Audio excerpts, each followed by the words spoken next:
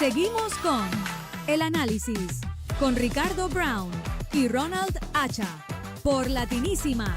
Aquí hablamos todos. Gracias una vez más, estamos en El Análisis, Ricardo Brown y yo, un servidor, Ronald Acha. Tenemos ahora un tema importantísimo, inmigración. En épocas, como dice mucha gente de la administración Donald Trump, las leyes de inmigración han cambiado totalmente, pero primero, por supuesto, saludando a Ricardo. Ricardo, ¿cómo estás? ¿Qué tal, Ronald? Un placer Tenemos verte de para nuevo. eso a una invitada de lujo, usted la ha escuchado en la radio, en la televisión, Elizabeth Amarán, ya lo saben, experta en inmigración. ¿Cómo está, doctora? Un placer estar acá. Muchísimas gracias, Ronald y Ricardo, Doctora, y por antes la de empezar, invitación. justamente, yo siempre, a veces como reportero analítico, siempre empiezo por espacios, ¿no? Dice, vamos a hablar de los venezolanos, vamos a hablar de los cubanos, de la I-220A. Cuéntenos un poco acerca de qué posibilidades tienen los venezolanos que tenían TPS y los venezolanos también que están en proceso de asilo, pero usted me corrigió y me dijo algo muy importante. Hay que ver qué oportunidades tienen para tener un estatus aquí en los Estados Unidos. Sí, mira, creo que es muy importante con todos estos cambios que hemos tenido recientemente con Venezuela. Vamos a hablar específicamente de la población venezolana. Es importante que las personas se enfoquen en qué avenidas tendrán disponibles para mantener legal su estatus en los Estados Unidos. Ya sabemos que el TPS ha sido suspendido, hay una pauta, ha sido cancelado por la administración. Sin embargo, los méritos del caso continúan pendientes. Ahora, esto significa que en lo que una corte no dé una decisión final con respecto a los méritos del TPS, las personas deberán buscar alternativas legales para estar acá. Y también sabemos que muchas personas acudieron al asilo y están esperando por sus entrevistas de asilo. Yo, por ejemplo, tengo clientes desde el 2015, 2016 que todavía están esperando esos asilos afirmativos. Y muchas personas, bueno, se preguntan qué pasa, ha pasado tanto tiempo, 10 años, cómo vamos a poder demostrar nuestros casos. Muchas personas se han casado, han tenido hijos acá, sus padres también han venido acá y se han legalizado por otras avenidas. Entonces ya han formado una especie de permanencia que es imposible arrancar del día a la noche. Entonces tenemos el escenario, por ejemplo, donde estas personas los llaman a su entrevista de asilo y ya ha pasado tanto tiempo que quizás no tengan evidencia suficiente para poder, pues, fortalecer o evidenciar lo que les sucedió hace 10 años atrás.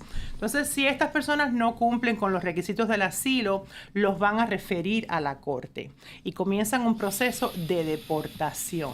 Y en este proceso de deportación hay una nueva avenida, una nueva defensa que se llama cancelación de remoción. Entonces, muchas personas no conocen este instrumento de la ley, pero prácticamente si usted lleva más de 10 años en el país y no tiene récord criminal, solo se permite un misdemeanor, que es un delito de menor cuantía, y si esta persona tiene hijos menores o cónyuges o padres que son residentes o ciudadanos, entonces calificarían para la cancelación. Es lo que le llaman comúnmente como la ley de los 10 años. La ley de los... Ok, para que más o menos, porque a veces la gente, cuando hablamos nosotros, muy técnicos, tan bonito que habla usted, abogada, usted vino acá, tuvo TPS, aplicó un asilo político y en el asilo político le dicen no, va a la entrevista. Muchas de las entrevistas se están haciendo a través de ya sea un Zoom o de repente van y le dicen no, su proceso de asilo, porque ya pasaron 10 años,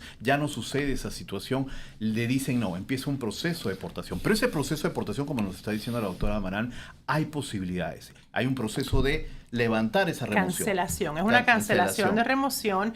El aspecto más importante de la cancelación, la persona tiene que demostrar que uno de sus familiares inmediatos, residentes o ciudadanos, van a sufrir una situación extraordinaria si son deportados, si son, bueno, no deportados, si tienen que acompañar a este familiar a su país de origen, en este caso Venezuela, o si la persona es deportada y no la tendrían más alrededor. Y circunstancias extraordinarias estamos hablando, por ejemplo, niños que tengan alguna condición especial médica. ¿La edad es importante, que sean menores? Sí, siempre estamos mirando niños menores de 18 años porque la ley entiende que todavía depende dependen de sus padres. Entonces, si estos niños en algún momento tienen una condición especial médica o académica, o dependen de alguna especie de servicio público aquí dentro de los Estados Unidos, entonces esto lo va a cobijar la ley para proteger a ese menor. Lo mismo, por ejemplo, si el aplicante tiene sus padres que dependen de él también, son personas mayores, que el aplicante los lleva al médico, a sus consultas, o está a cargo de organizar sus vidas o de apoyarlos financieramente. También la ley entiende de que la deportación de esta persona puede ser un impacto significativo y extraordinario en la vida de ese ciudadano residente. La aprobación de esta cancelación de remoción, usted que tiene tanta experiencia y que tiene tantos clientes, ¿ha resultado? O sea, ¿hay un gran porcentaje? Constantemente. Obviamente no todo el mundo califica, porque hay que demostrar primero que llevas 10 años, que no tienes arrestos, que tienes este tipo de familiares que tienen circunstancias extraordinarias. Y bueno, en mi experiencia, la población venezolana que lleva tantos años acá, muchas veces califica porque son personas que realmente se han mantenido trabajando con lazos fuertes en la comunidad, con negocios, con sus hijos educándolos bien. Hay esperanza. Yo encuentro, doctora y Ronald, que la gente no se informa. Yo estoy seguro que a ti te pasa lo mismo, Ronald, que me pasa a mí, que porque somos periodistas, la gente se cree que uno es experto. A mí me consultan y yo les digo, no, tienen que consultar con un abogado, y un abogado especializado en inmigración. Que es un tema muy complicado y que requiere un conocimiento muy especial. Y en el caso de los cubanos, porque yo leí en el periódico el otro día que hay algo así como 500,000 cubanos que llegaron a través del I-220A y que están en peligro de ser excluidos. O sea, yo digo, ¿dónde van a ir? Porque Cuba no lo recibe. Y eso, esa es la población de Miami, el mismo tamaño, 500,000. ¿Cómo se mueve? Y eso, Ricardo, ha creado un caos impresionante. Porque la dinámica de la I-220A y la posición que ha tomado la administración es realmente, ¿cómo diría?, en contraste. Hay un gran contraste con lo que dice la ley y lo que la administración de alguna manera está tratando de enfocar en este momento. Y para darle un poquitico de historia, la I-220A es el documento de salida que de alguna manera reemplazó al parol. Históricamente, bueno, sabemos que los cubanos que entraban por la frontera o por otras vías recibían un parol humanitario. Este parol era bajo la sección 212 de 5, que realmente es una de las pocas autoridades que tiene ICE para dar parol, o el Departamento de Migración. Entonces, estuvimos viendo que en los últimos, diría yo, a partir del 20, el 21, o quizás un poquito antes, los cubanos que empezaron a entrar, empezaron a recibir este instrumento de I-220A. Y es bajo una sección completamente diferente de la ley, que es la sección 236. Sin embargo, se la empezaron a dar a los cubanos que entraban a través de la 235. Entonces, esta dicotomía ha dado lugar a muchísimo litigio en las cortes, y ahora mismo tenemos uno en nuestro circuito, en el 11, que cubre la Florida, donde estamos esperando una decisión en cualquier momento para que se aclare si la I-220A es el equivalente de un parol o la persona debió haber recibido un parol. Porque sabemos que esto curaría la situación para la ley de ajuste cubano, que las personas necesitan estar inspeccionadas y admitidas. Esta es una corte de inmigración, el 11 federal. Una corte, de hecho, yo tengo el caso fue de un cubano que aplicó ya la residencia porque entró con una I-220A, y la posibilidad de que, como sabemos, ¿no?, cuando ya pasa el año y un día, los cubanos, por el ajuste cubano, tienen la posibilidad de hacerse residentes. Pero sin embargo, como lo dice la doctora, el hecho que la I-220A no sea considerada un parol, o sea, que como que no cumple los requisitos, les elimina esa posibilidad. Y esto, bueno, ha creado muchísima confusión porque, por ejemplo, tenemos decisiones diferentes en diferentes jurisdicciones. Tenemos ahora, todo el que entró con I-220A fue enfrentando un proceso de deportación. El instrumento de la I-220A solo fue para que entres a los Estados Unidos, pongas un caso de asilo porque entraste por la frontera y dijiste que tenías temor de regresar a tu país. Entonces, tienes que poner un caso de asilo, un juez tiene que escuchar. Entonces, muchos de estos casos, casi la gran mayoría, las personas tienen asilo. Y esto se consideraba históricamente un estatus legal. Si tienes un asilo pendiente y estás esperando por tu día en corte. Lo que ha sucedido es que ICE ha realmente tratado de revocar la libertad a todas estas personas y comenzó entonces, bueno, la situación de todo este tipo de arrestos para las personas que tienen I-220A. Pero tenemos jurisdicciones ahora completamente en contraste. Tenemos algunos jueces que reconocen que la I-220A sí es un parol. Incluso yo he tenido muchísimos casos que hemos logrado sacar a las personas de detención con residencia, con el argumento de que la I-220A es un parol. Entonces, así hemos podido sacar muchas personas. ¿Qué tipo de argumento usan los abogados para probar que una persona merece asilo? ¿Tiene que ser persecución política? Y esto lo hago porque o yo puedo decir, mira, Cuba está sin petróleo, se están no. El asilo es un poquito más complicado. Obviamente se abusó también el argumento del asilo para millones de personas que entraron por la frontera y realmente pues todas venían buscando por razones asilo. Económicas. Pero realmente las personas vienen buscando asilo sin conocer lo que es el asilo, porque obviamente si no has pasado un entrenamiento legal para saber qué es asilo, pues no tienes la menor idea. Entonces, el asilo cobija ciertas áreas de protección. Asilo, normalmente todo el mundo dice asilo político, pero razones políticas es solamente una de las razones que protege. El asilo protege también causas religiosas. ¿Okay? Si usted no puede practicar su religión libremente en su país, eso sería una causa para un asilo. Otra causa también es tu orientación sexual.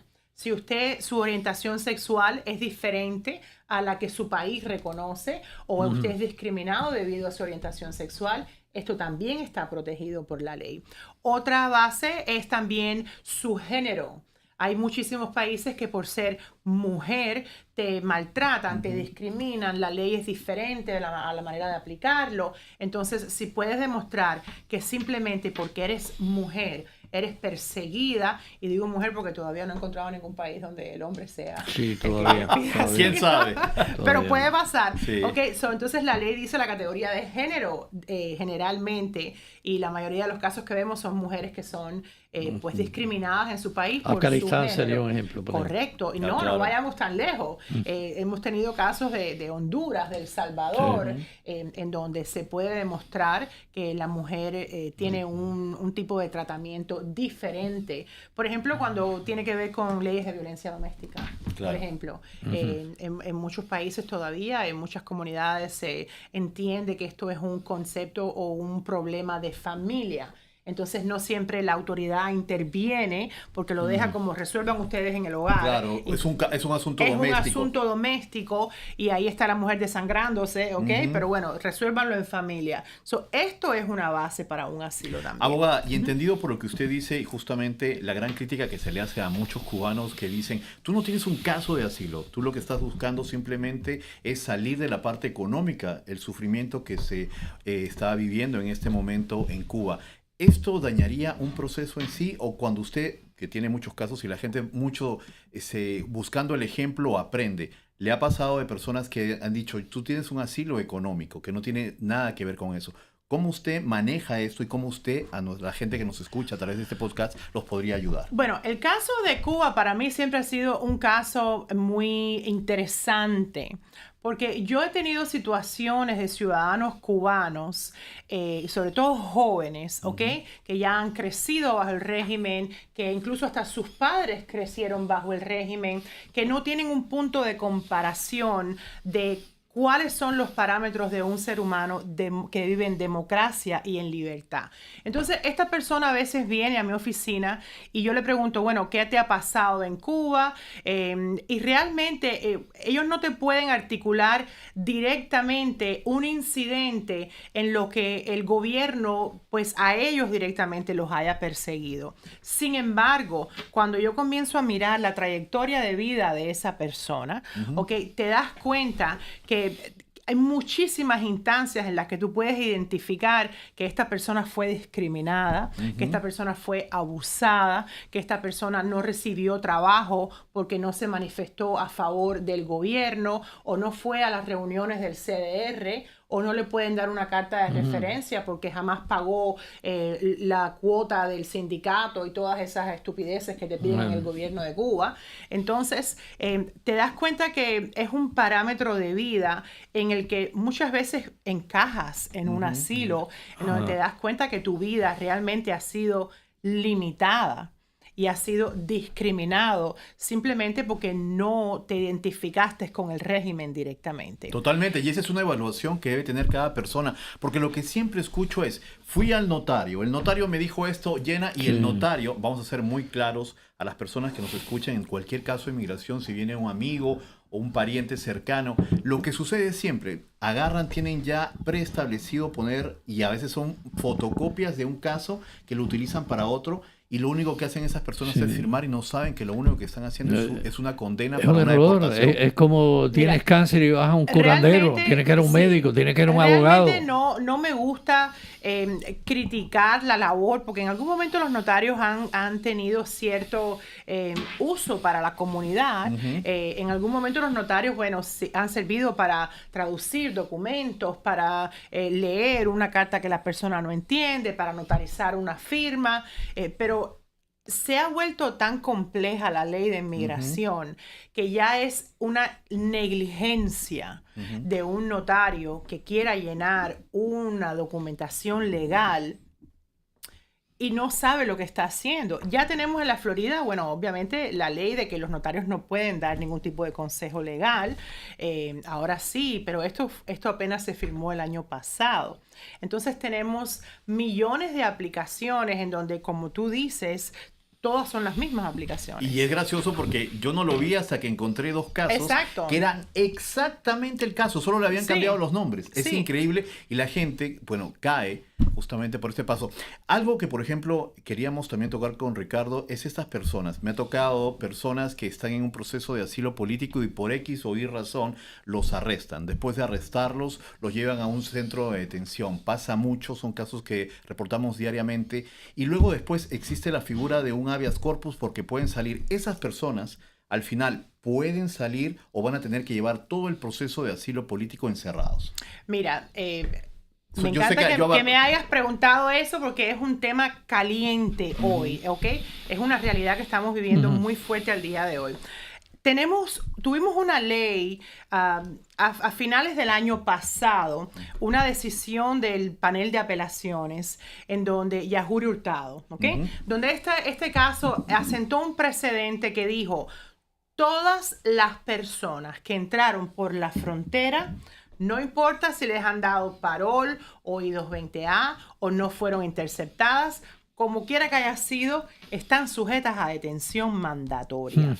Entonces, ¿qué pasó? Que toda esta cantidad de personas que fueron detenidas, estuvimos muchísimo tiempo donde las cortes negaban fianzas y negaban. Y de alguna manera, pues todas estas personas se han quedado detenidas. Entonces, seguimos peleando. Tuvimos algunas jurisdicciones, después tuvimos otro caso de alguna manera que dijo, no es tan general, podemos aplicar, caso de Maldonado Batista, podemos aplicar fianza para ciertas categorías y algunas jurisdicciones lo aplicaron. Después tuvimos otra decisión del 5º distrito que cubre Texas, creo que cubre Luisiana y creo que cubre Mississippi también, que la Corte del Distrito dijo no, nadie sale si entró por fianza. Wow. Perdón, por la frontera.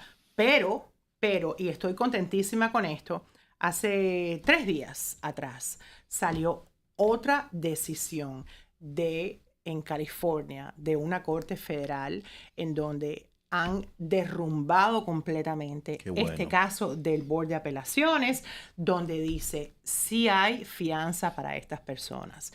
Entonces, ahora, esto salió hace 2-3 días. Entonces, ahora hay que ver cómo las distintas jurisdicciones lo van a aplicar. Pero lo que hemos estado haciendo los abogados que nos dedicamos a remoción y deportación, y que estamos admitidos en la Corte Federal, porque no todos los abogados están admitidos en las Cortes Eso es muy importante federales. porque eso sucede mucho, Exacto. que llega uno, no estoy hablando mal de nadie, sino yo día a día recibo a muchos casos de personas que me dicen, hablé con tal abogado y tal abogado me remitió a otro abogado, pero ese abogado me cobró. No estamos hablando mal de nadie, sino lo que queremos es que usted tenga conocimiento de cómo llevar un pariente suyo, lo arrestan, lo llevan a un centro de detención. Hay posibilidad que salga, porque lo que sucede mucho, y disculpe que vuelva en ese tema, es que los obligan o de una manera los empiezan a presionar para que firmen su autodeportación. Firman la autodeportación y ya están para 3. Me dice, ya firmé la autodeportación hace 3 meses y tampoco no salgo. salen. Es correcto. No. Entonces, el instrumento que hemos estado usando es el habeas corpus. ¿Okay? Y todo el mundo dice, bueno, quiero un habeas corpus. Ahora eso es como la última, el último trend ahora. El habeas corpus, la traducción de un habeas es, tienes el cuerpo. ¿Ok? ¿Por qué tienes el cuerpo? Históricamente esto es algo que surgió en Gran Bretaña.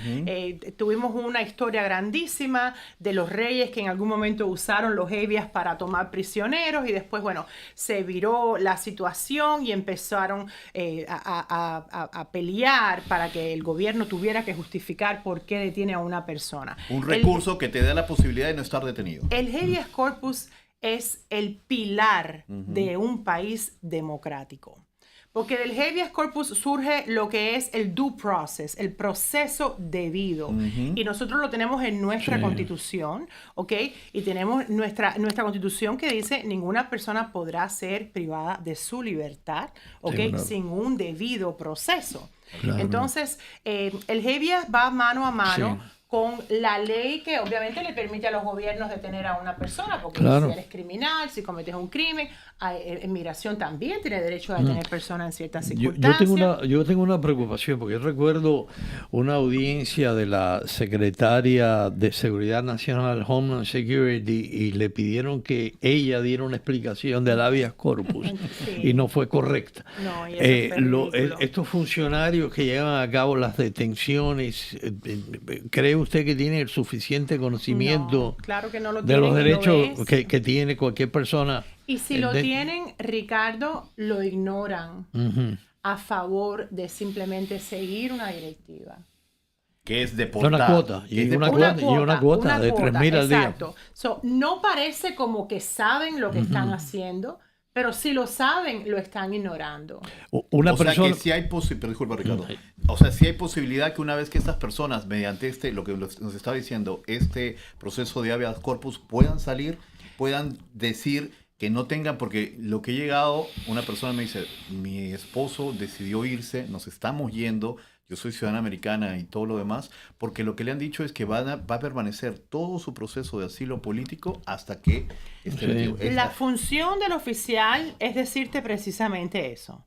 La función del oficial de ICE es decirte eso. Cuando enfrentas una corte, el juez, que supuestamente es una figura neutral, hoy en día no lo es. Porque los jueces están trabajando bajo una gran presión, ¿ok?, de la rama ejecutiva, de que simplemente tienen que dar órdenes de esta manera. ¿Ok?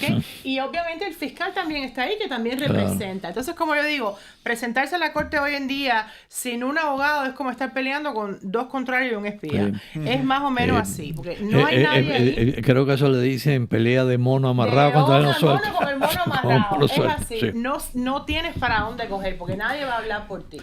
Pero el habeas sí funciona. Perfecto. Lo único que hace el habeas, acuérdate, es revisar la autoridad del juez de migración para darte fianza. Doctora, ¿por qué no comparte con nosotros su teléfono, el teléfono del bufete? Claro, con mucho gusto. Mi número, tenemos una línea de WhatsApp que es para nuestros clientes 24 horas, 7 días a la semana. Nos pueden escribir siempre, dejar sus mensajes. Usualmente no llaman porque, bueno, no está todo el tiempo uno disponible para responder, pero sí pueden mandar mensajes al 786-858-4661, 786-858-4661, y bueno, le vamos a siempre devolver las llamadas y hacer una consulta para lo que podamos ayudar. Importantísimo para las personas que están viviendo esta etapa de procesos. A veces, por ejemplo, se suspendió, estaba con TPS, asilo político, y luego ya me había casado y tenía la posibilidad de que ya podría conseguir mi residencia permanente, pero por haber estado en esos estatus estoy en suspenso. Sí. ¿Qué puede hacer una persona en este caso? Sí, para una persona que está enfrentando un proceso de remoción y se casó en medio de ese proceso, tienes que poner una petición familiar, más no puedes poner residencia a la misma vez. Entonces, cuando pones la petición familiar, tienes que aclarar y pedir permiso para que el Departamento de Migración te reconozca que tu matrimonio es genuino. Porque si te casas bajo un proceso de remoción, automáticamente la ley asume que te estás casando por los papeles. Entiendo. Entonces, es un proceso diferente, parcializado. Si no estás en deportación y fuiste inspeccionado, sí puedes poner petición con residencia a la misma vez. Pero si estás en un proceso de deportación, no puedes hacer esto. Tienes que estructurarlo. Importantísimo también para las personas que se casan, las redes sociales, los vecinos. Hay que tener muy claro eso, porque a veces mucha gente me dice, no, me casé y todo, y luego cuando llegó migraciones o fueron a tocarle al vecino, ellos viven acá y las personas no viven acá. Y parece de chiste, pero Ronald, es de más verdad. está decirlo, que te van a investigar. Tienes que estar preparado para que te investiguen, para que cuestionen a tus vecinos, incluso a los niños.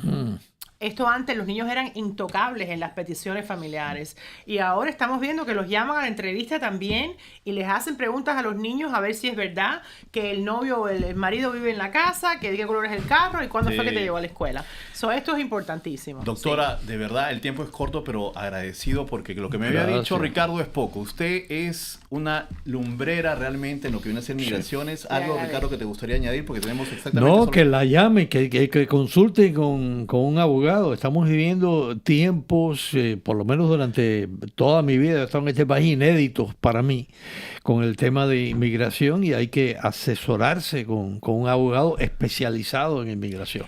Aquí tenemos uno, yo le recomiendo a la doctora. Gracias. Lo que les puedo asegurar es, si hay una solución, la vamos a explorar. Y si no la hay, vas a saber la verdad también. Excelente. Y en el peor de los casos va a salir completamente educado acerca de la trayectoria de su caso. De lo que Eso es debe lo o no más debe importante. hacer. El tiempo es tirano, como dice Ricardo. El análisis, Elizabeth Amaram, ya sabe, hasta la próxima. Un placer.